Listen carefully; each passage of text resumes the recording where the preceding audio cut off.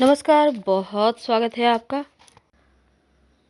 नए साल की आप सभी दर्शकों को ढेर सारी शुभकामनाएं।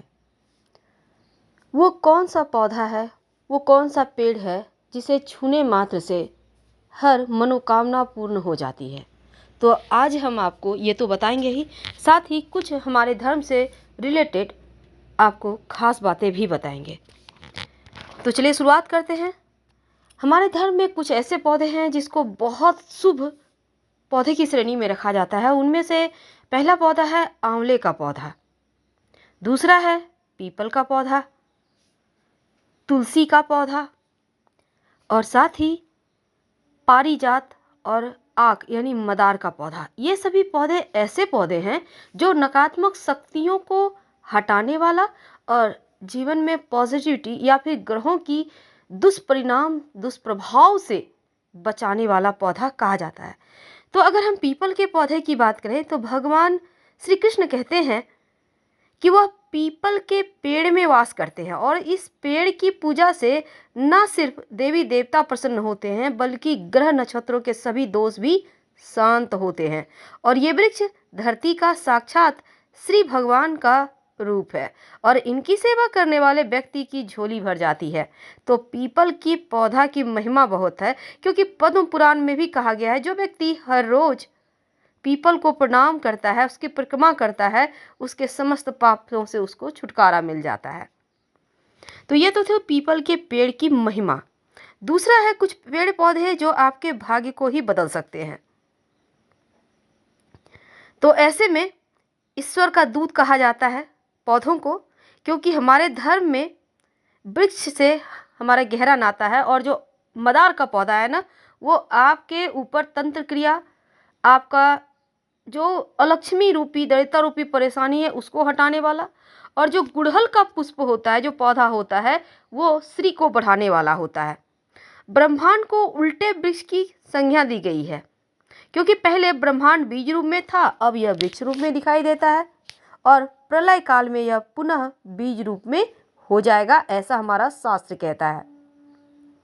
अब देखिए, नरक से बचने के लिए हमारे शास्त्रों में कहा गया है कि जो व्यक्ति एक पीपल का वृक्ष यानी अपने पूरे लाइफ में एक नीम का पौधा, 10 इमली का पौधा, 3 कैथ का पौधा और 3 बेल का पौधा, 3 आंवला का पौधा और 5 आम का वृक्ष लगाता है, वह पुण्यात्मा होता है और कभी नरक के दर्शन ही नहीं होते।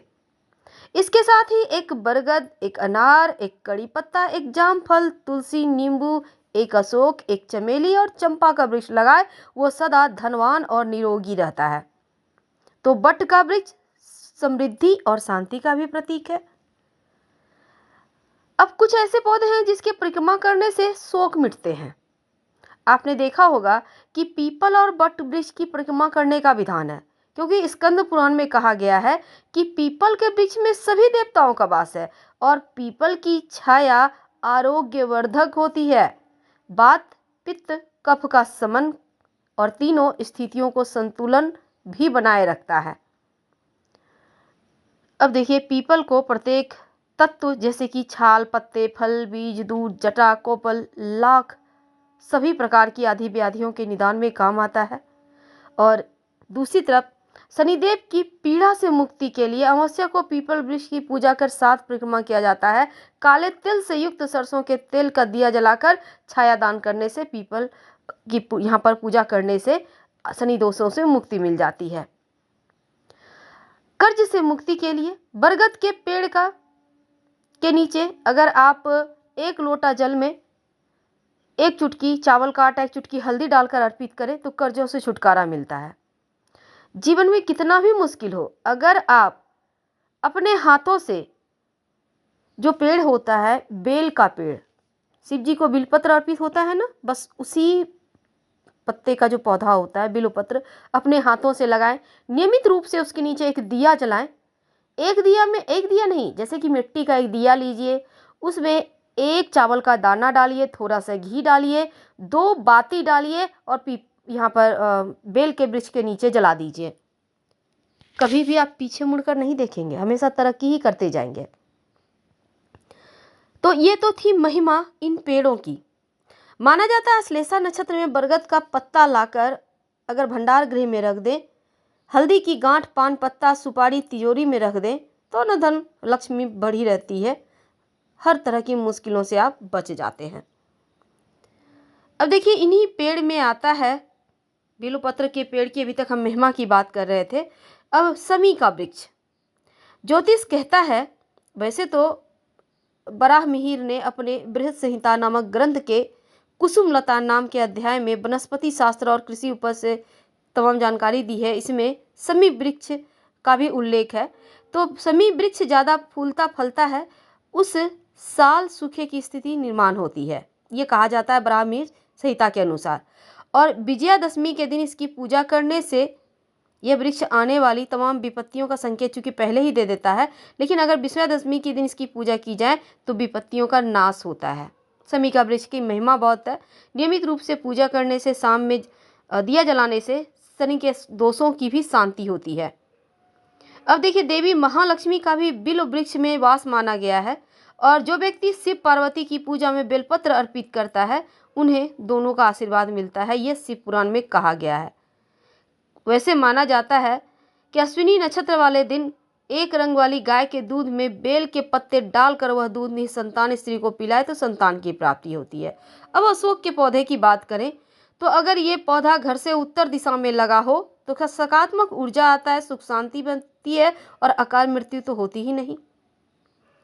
तो उसी कड़ी में एक और बात देखिए, लाल मौली धागा अगर आप अपने घर के लगे तुलसी में नए साल के पहले दिन आप लपेट देते हैं एक बार और 2 गांठें लगा देते हैं अपनी कामना कहकर, धन संबंधी मुश्किल हो या कोई भी नौकरी व्यापार की मुश्किल, हर मुश्किल समाप्त हो जाती है और धन बढ़ता चला जाता है।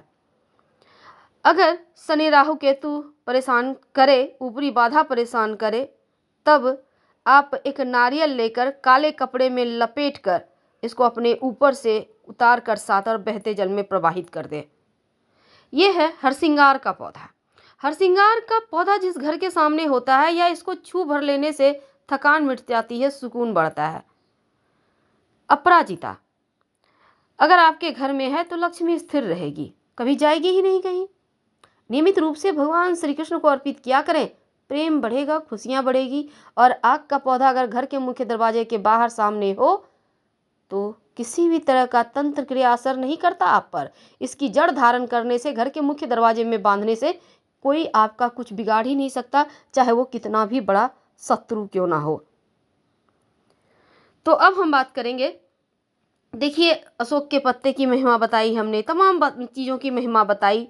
अब सबसे बड़ी बात यह है कि कौन सा पौधा है जिसको छूने से हर मनोकामना पूर्ण होती है। तो उसमें है पहला बिल्वपत्र का पौधा।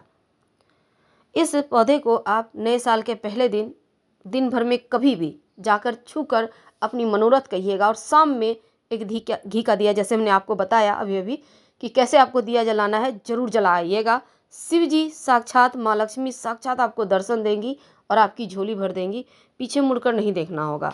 आंवला का पौधा अगर आपके घर में है या आसपास है तो आंवला का वृक्ष भी आपकी मनोकामनाओं को पूर्ण करने वाला वृक्ष है, धन की मुश्किलों को समाप्त करने वाला वृक्ष है, या फिर कहें तो धन की जो भी आपकी मुश्किलें हैं वो खत्म हो जाएगी और दिन दूनी रात चौगुनी तरक्की होगी।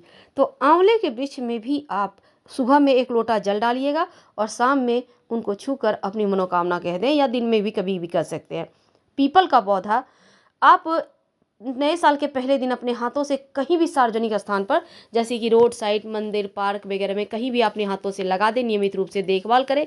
जैसे जैसे ये पौधा बढ़ेगा वैसे वैसे आपकी मनोकामना पूर्ण होगी, मुश्किलें समाप्त होगी, दुख दरिद्रता गरीबी मुश्किलें परेशानियां सब कुछ मिट जाएगा।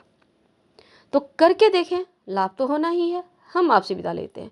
जानकारी अच्छी लगे तब लाइक कर सब्सक्राइब करें, अपनों से शेयर करें और कमेंट में हर हर महादेव जरूर लिखें। धन्यवाद। हम फिर मिलेंगे।